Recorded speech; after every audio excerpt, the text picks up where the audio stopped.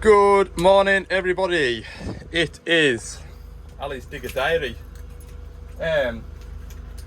From Wednesday today, I've got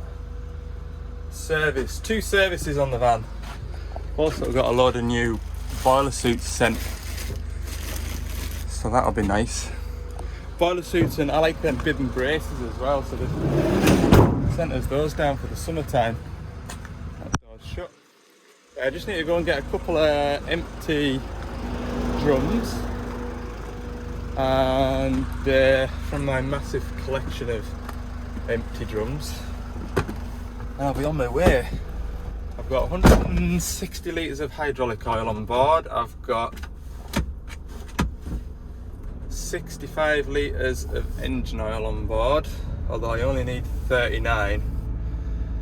But it's always better to have extra just in case something happens, you know.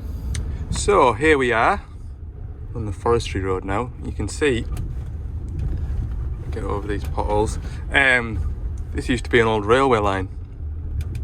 And I think once upon a time this will have been used for hauling timber out of this area. Can't really see it now because we've got trees all around us, but when I get a gap in the trees, if you look around, every hillside is planted with trees, and sort of over in that direction about 10 miles is Kielder Forest. So you could well imagine it'll have been a busy little spot once upon a time. It's funny, I don't know why they didn't just keep the railway instated, because the amount of trucks on the road would be drastically reduced, wouldn't it, if there was still a train running on here. You'd get a big long train all the way to the top here, just have the timber wagons running the timber roads, hauling wood to the train, and then it's all loaded up rather than taking it to Carlisle to load it on a train. Anyway, I'm sure there'll be some sense behind it. I'm going to that wood over there. Oh, I say wood, it's not a wood anymore, is it? That's the hillside that they're working on. But I'm just needing a left-hand junction to swing into. My Google Maps has lost signal, so I can't see my satellite image. But I'm pretty sure I'm on the right track. Track, you get it? Yeah, look, there you go. Just woodland everywhere. Oh. It's a rough old patch, this, like.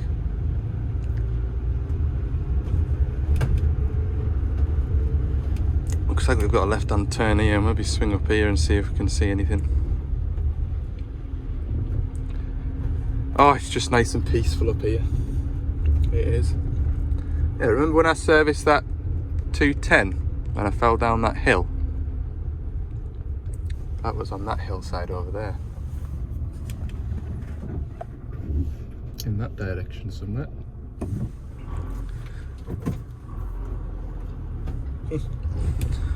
Right, we'll ratch up here and see if we can see oh, this road looks a bit better. We'll see if we can find the Stump Buster and its younger brother. There we go, look, you can see for miles up here. There's the Stump Buster, look. Oldest machine on the fleet, this one. Well, there's one of the latest machines to the fleet. We'll see who wants the service done first. I'd probably prefer to do the 20 tonner. Everybody runs away when I get this phone out. Right, we're all set up to drain the hydraulic oil level. We've got all the rams closed, or as closed as possible. So I've already filled one drum in no time at all, because it's been running since about 6 o'clock this morning. So the oil's nice and thin and warm. And it's dead simple now. I just stand here, press the button. Look at the rate at which that comes out. Amazing. Zero effort. There's a bit of faffing about getting the pipes set up and everything, but it's far easier than trying to catch it from underneath. You know, if you put the machine cross-tracked, there's a bung underneath the tank that you can drain off into drums, but it's a clarty job. So I've always taken to pumping it out. I used to use a hand pump, and then that got a bit like hard work.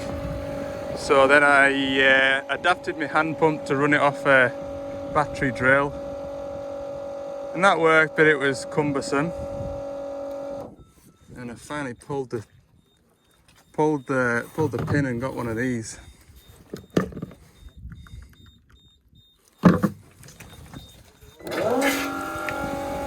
So that is 40 litres out.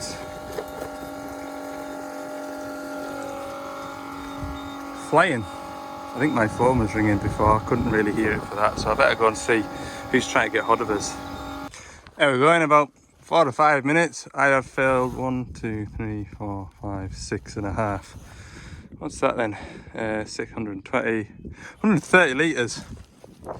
So now all I need to do is, or all I do anyway, is swap that fitting to that side, that fitting to that side. So instead of pumping the oil this way, we're going to pump it that way.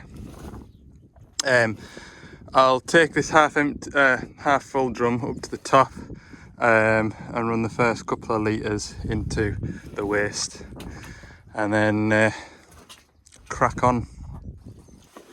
So, nearly forgot, but I've remembered. Might as well replace the return filter while there's no oil in the tank. Pop that in there. Nearly forgot that. I'm on the ball today. Do that. Do that. And that. Right, we'll get them pipes swapped over on that pump and we'll get this tank filled back up. So, update, I've got I'm on my 4th drum of oil going into it. I've got both my final drives draining. Started my sample box. I'll drop the slew gearbox oil now. Right, I've got oils all over the place now. That should be the last of the engine oil running out. Slew gearbox is coming away. My Milwaukee pumps ran out of oil to pump. And it's just about out of batteries, so I'll put a fresh battery. It's only another 20 litres. I'll take that to the top red mark, which will be right, because I've got, how many empties have I got? Yeah, another drum, or half a drum, and it'll be replacing what I've taken out. But I think it was slightly, this is slightly low when I drained all the oil out. That's all I'm trying to say. But yeah, job's going well. Weather's staying dry so far. It's clarty like, as you can see, but I was saying to the lads, like, you just come to expect it. This is always, sorry we can't put you in a drier spot, like. And this is here's what it is. Can't be helped. I should have been here yesterday when there was a dust blowing. Anyway, I'm gonna nick that battery off that impact gun, I think. Okay, we're flying it. I've got that, all the filter, oh no, I haven't done that fuel filter yet actually, I told you a lie. But anyway, I've got the engine oil filter changed, the pilot filter changed, I've got engine oil going into the machine, the hydraulic oil's done, slew gearbox is finished draining. Yeah, I've got loads of stuff going on at once. So I'll go and get that fuel filter while I remember. I keep thinking I'm on a Dash 7 where the fuel filters are both around the other side, but there's only one on the other side. I've still got air filters to do, cab filters to do. Look at all my waste oil, look. They're all, oh no, them two are empty. It's plenty full. Anyway, again, it's still dry, so I've got nothing to complain about. Everything's doing as it should. Where's my grips gone? I got a comment a while ago saying that I was very unprofessional for using filter pliers. I don't see how it makes any difference to using a filter strap. It's just what you prefer to use, isn't it? See? Look at that. Didn't have to faff on with a strap trying to get it under there and then pull it tight and then try and get your bar on and then it slips, and just grab hold of it and spin it off. Why wouldn't you? I'll let that run out, I'll go and grab the new one. That's my engine, full of oil. Hydraulic full of oil. I have not had to pour a drop of oil on this service yet. Absolutely marvellous. So now I'm gonna lead this fuel up. You don't know how good you've got it when you've got them little flick switches. I just hope this one primes. Sounds like it is. Hey, it's running in. This won't be too bad, this one. I hope. I really hope. A marvellous view though, look.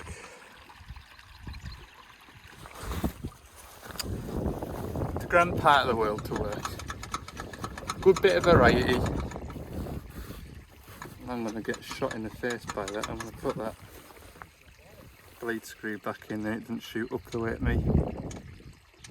Always thinking, must be getting towards lunchtime. I am starving. Made me bait as well, so the shop that I was going to drive past yesterday for my lunch, I've obviously driven past today, but I had time this morning to make my lunch. I was really looking forward to that yesterday. I knew exactly what I was going to get. Anyway, it's probably for the better. Marvellous.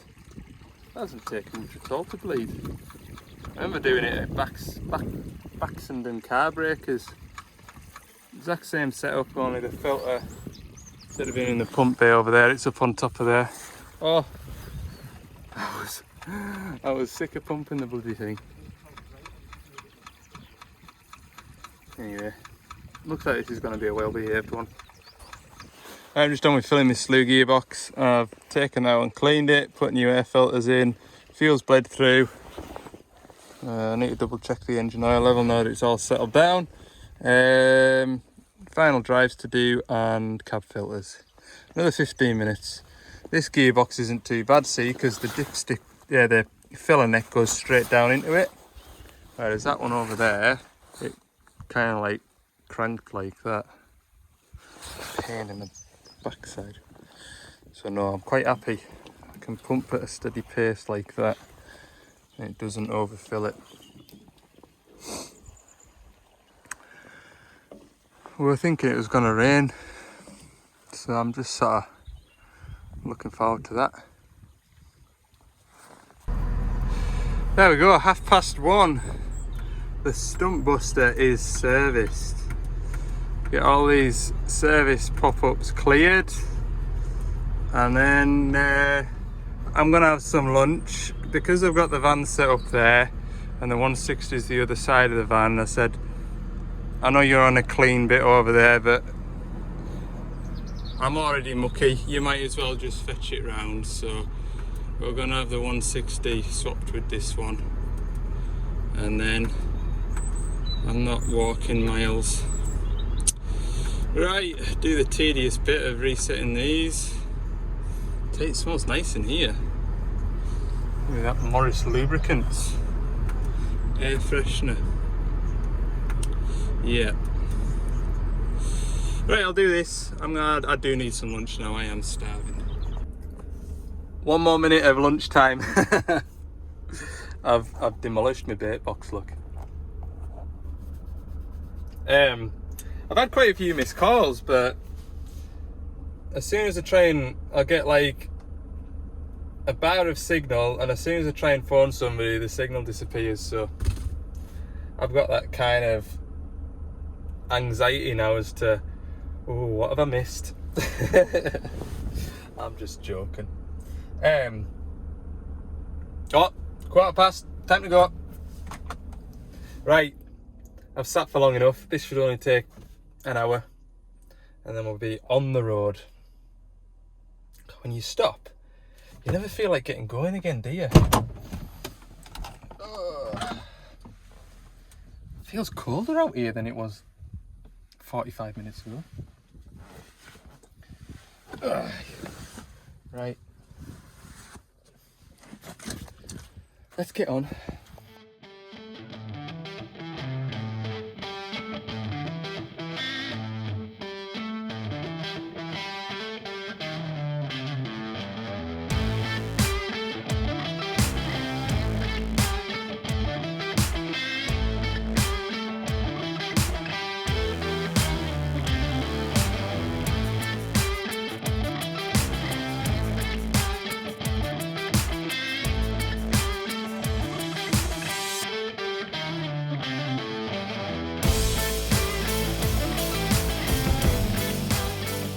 that were to treat that. So what was left in that 20 litre drum from topping up the 225 was the perfect amount of engine oil to go into that engine on this one.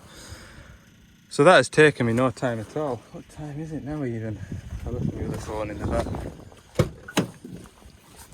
Let's have a look.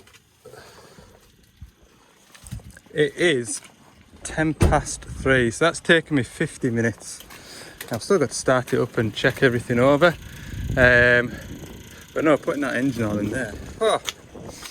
Because I had the pump out, I wouldn't normally, in most normal situations, I wouldn't normally have used the pump just to pump 12 litres, but everything was out and ready to go.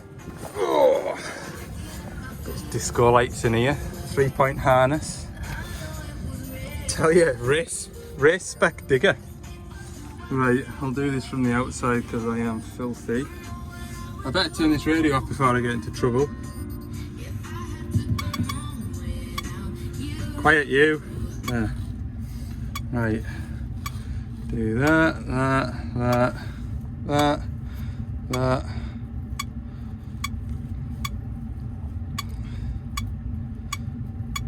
Any more? Engine oil filter. There we go. That's them all reset. Right, we'll see if it'll start now. The whole time the ignition's been on, the fuel has bled up. Right, the next big job, once this is warmed up, I'll obviously check the pressures, etc. Just look quite cool, those blue lights in there, doesn't it? Maybe I have to get some for the van. He says it's got like a little remote control and you can get all the colours of the rainbow. Some down in that footwell down there, it'll be cool. Anyway, the next big job now is the tidy up operation. It is stuff scaled everywhere, look. So yeah, keep that clean. That's going to need to keep that clean because it's going to thinnings, look. You won't want any mucky bags in there. Nice clean oil sampling facility. And put that in there. I've tried to keep cardboard separate from rubbish. Just doing my bit for the environment. I'll get these air filters in here.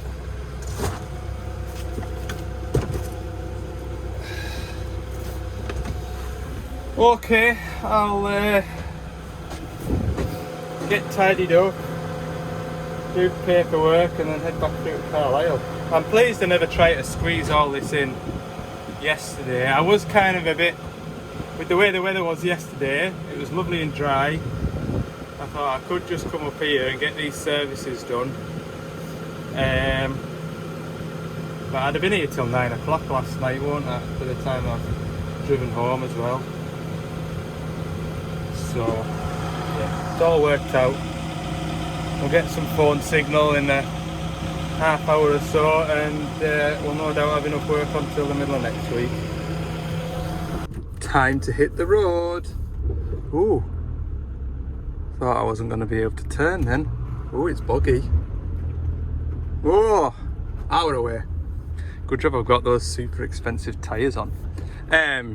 Now then, I'm going to drive up this road so far and see if the phone signal improves, because there are 5 people to phone back, 2 of which have tried me 4 times each. So someone's desperate to get hold of us. Uh-oh.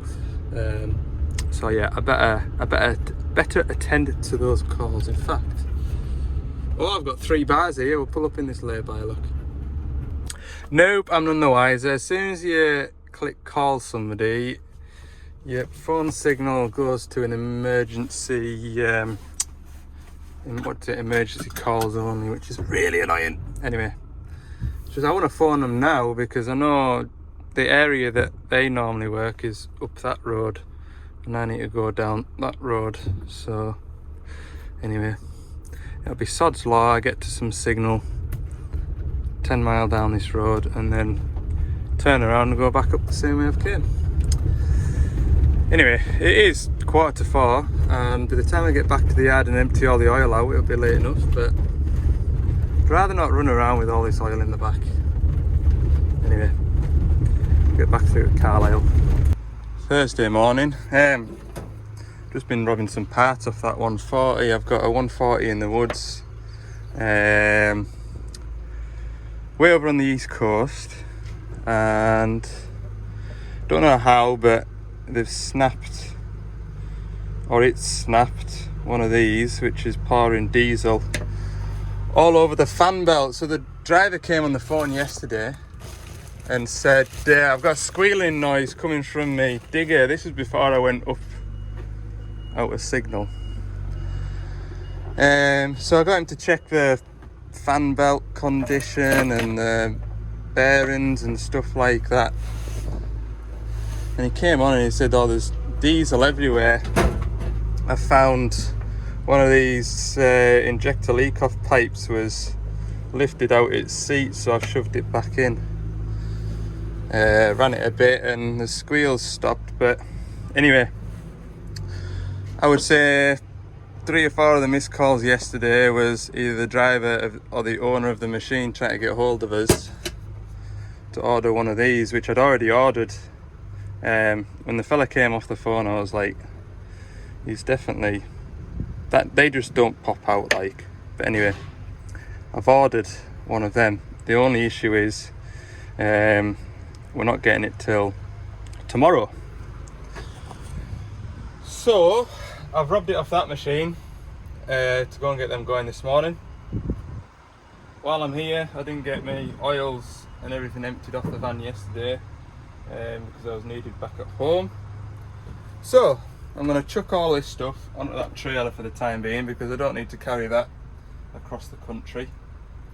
And I'll deal with that. I'll deal with the oil another day.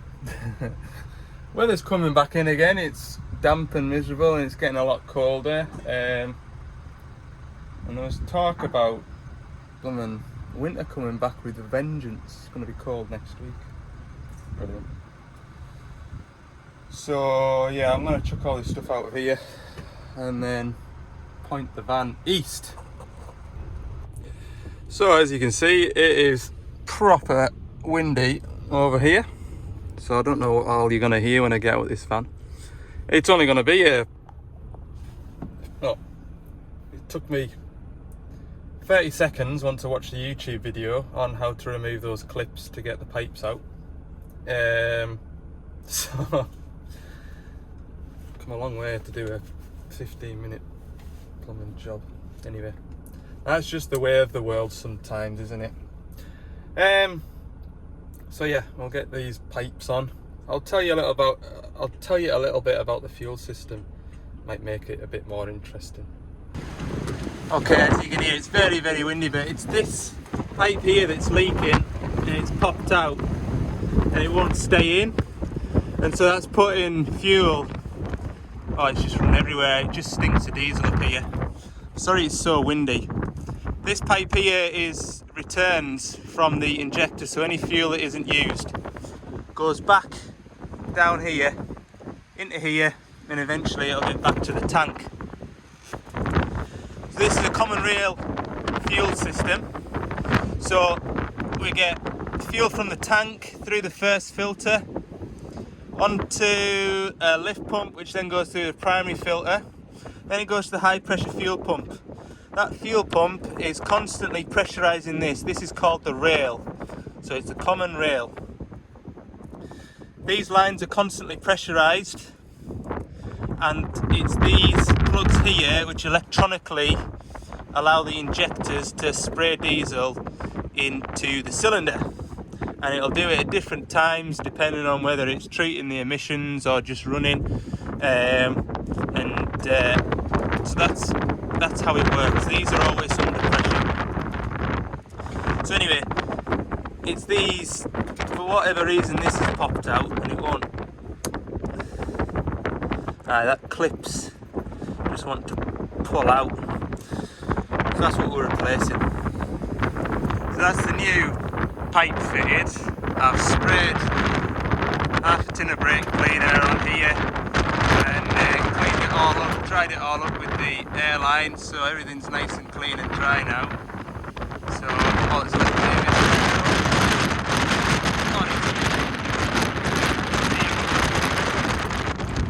I've also got this refueling pump controller to replace. The start button is stuck down, and that's probably moisture damage, to be fair. Don't do as many of these as we used to, and this one was mounted that way, so quite often what happens anyway, long story short, is the water can track into the control box down here, and I bet if I peel this plastic cover back, there'll be moisture in here. Can't just right now. What I did pick up the phone to show you was to save anybody ratching around on YouTube to find these injector return clips and how to remove them. That's how they look on the machine, and you just need to pop the white clip up like that, which unlocks it, and it pulls out, and when you push it back onto the injector, that's what these plastic tabs are here. You push down with your 2 fingers, pop it in, and then lock it into position like that. And it's this one here for some reason that doesn't stay locked down. Anyway, I robbed one off that machine. We sold the one that we had in stock. We sold on Monday, so my parts man put a replacement on a stock order, which won't come in till the middle of next week. So I just robbed one off that 14 tonner that I robbed those pipes off. Handy. There you go, look, I've got this cover peeled up. There's a bit of moisture there, but if you look at that button, it's stuck in the down position, and I bet if I give it a wobble it might pop back up. Nice, I've done it. So I'll take it off this bracket, take that one off that bracket, and job's a good one. I can't believe how windy it is out there. Hopefully you heard my brief description on the fuel system, but what I'll do when it's not as windy and I've got time is do a bit more of a detailed description. I do try and add a few nuggets of information in there for folk, and I do apologise if some of it's a bit, I don't want to say dumbed down, but maybe I'll try and simplify the explanation on how something works, because I am aware that not everybody that watches these videos is from a mechanical or machinery background, so try and make it interesting for everyone, you know. So I don't know how that'll turn out, because God, it was windy. 12 o'clock now. Back through to Carlisle, and I know what I'm going to go and do. Okay, it's just after 3 o'clock. I've come to this DL350, which has been on the to-do list for a little while now. Needs a new wiper arm and wiper motor. He's also asked us if I could put a new locking pin through here, because this pin was trying to walk out, so I've just got that all lined up. That was the longest M17 on the van that I had. So yeah, I hope that one lasts. Right,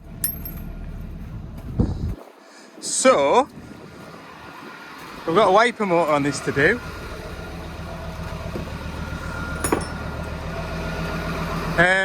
Now I did a wiper motor on that DL420-7. When did I do that?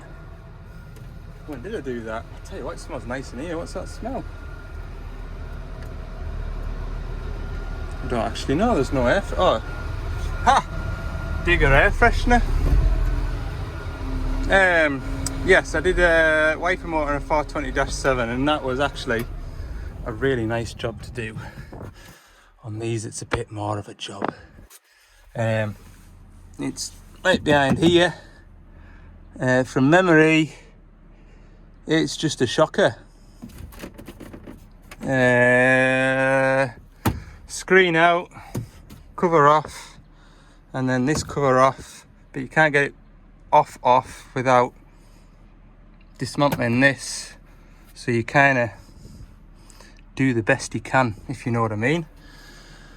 But it's the same idea on the outside. You've got a piggyback shaft that sort of runs on a bearing, and then you've got the bit that actually goes onto the wiper motor. So yeah, he wants me finished by 4:45. I've got an hour, so I'm gonna get a boiler suit on. Tell you what, it's nowhere near as windy over here, and the wind was coming from the west, and we are now back on the west side of England. Yeah, today's just been one of those days. It really has. You know, that little 20-minute, half-hour job has taken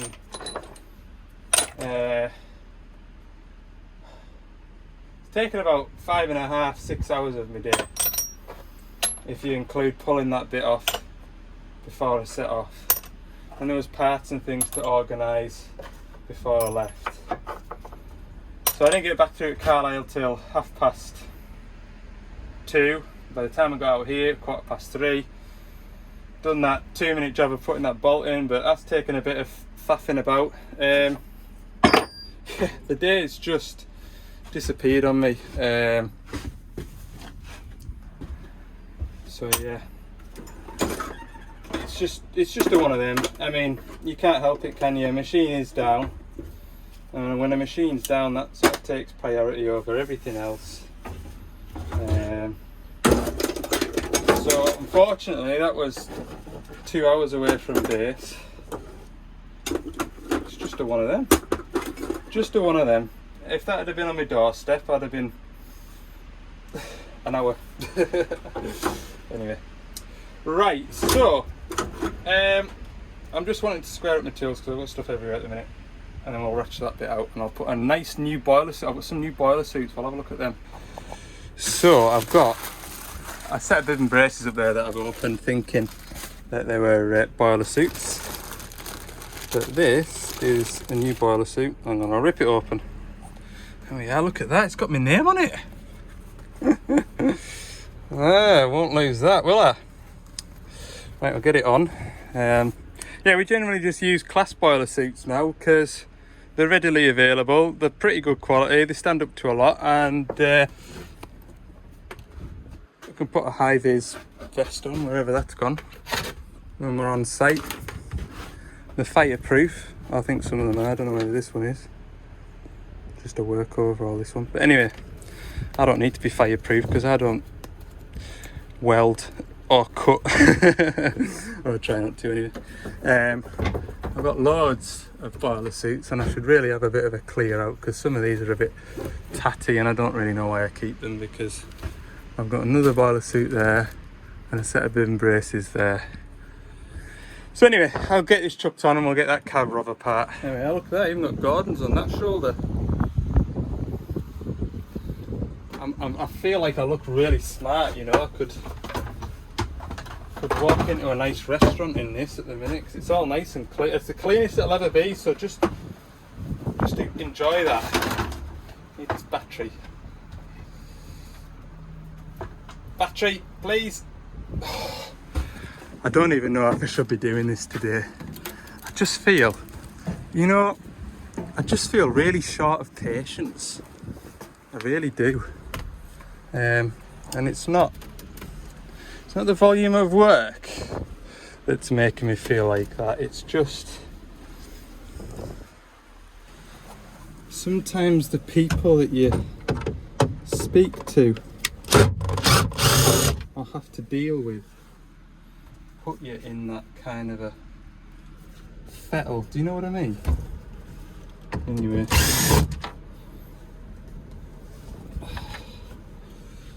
I'm sure everything will be alright. Right, we'll just go mental with this then and get some screws gathered up. That one's going to go on the floor. Don't care. That one wants to go on the seat. These Wisdoms are marvellous, aren't they? You know, that would have taken me twice the length of time with a manual screwdriver. There we go. That's screwing out.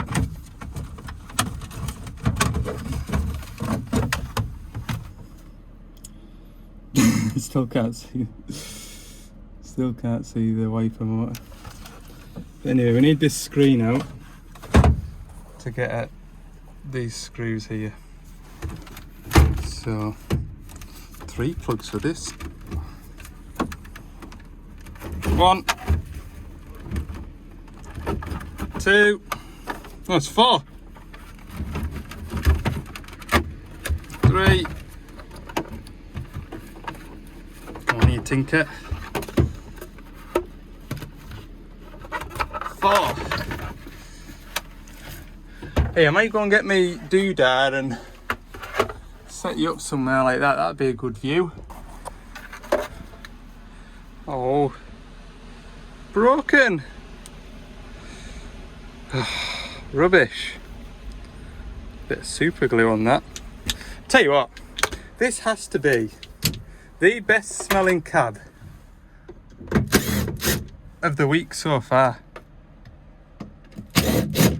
Now, some smell a bit funky, others smell a bit, well, yeah, some smell funky, some don't. This is a, oh, it's lovely in here. I'd love to know what it is. Right, because I've got nowhere to put you, I'm going to put you down and whiz this dash apart.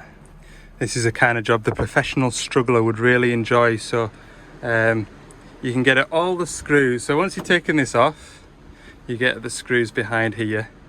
And then to get 2 screws, one there and one there, you have to take these off, or at least loosen them and move them so you can get 1 screw there and there. So yeah, everything's interlinked, and then I've got all the screws out of this, but to get this out the way, I need to take these 2 M8 bolts out here and these 2 here, and this doesn't come out fully because of this metal tab here that's welded to this, but it does allow this to move out of your way a bit. Yes. It's only right there, but I can't do it yet. Right, 13mm on a 1/4 drive I think would be the best option. There we go, finally. We're at the starter motor. Starter motor? No, it's not. It's the wiper motor out. Where's the plug for the thing? Probably tied up in this lot somewhere. There it is. There. Hell. Right, we'll unplug this. That's all we needed to do. Unplug that. Now we'll spend 5 minutes outside and then put the new one in, put the wiper motor on, build it all back up. Right, it's taken half an hour to get off, which makes it 4:15. I've got half an hour to get it all back together. What do you think? Can I do it? I'll show you the time. 17 minutes past. Okay, I'm gonna rattle it all back together because you've seen how it comes apart.